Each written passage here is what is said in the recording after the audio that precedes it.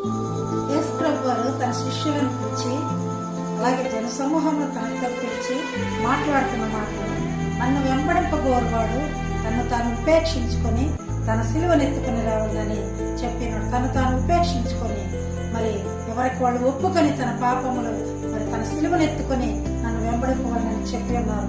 అలాగే తన ప్రాణమును రక్షింపగోరువాడు దానిని పోగొట్టుకున్నాను. తన ప్రాణం కోసమై, లేకపోతే నా సుఖము కోసమై, నా సంతోషం కోసం, నా విలాసాలకు నేను తిరుగుతానంటే అది ఎప్పటికైనా కూలిపోతుందని ప్రభు వారు చెప్తున్నారు. తన ప్రాణమును రక్షింపగోరువాడు దాన్ని పోగొట్టుకున్నాను.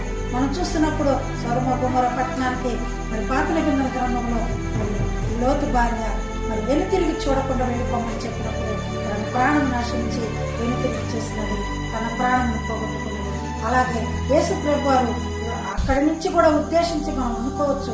అది కూడా ఎందుకంటే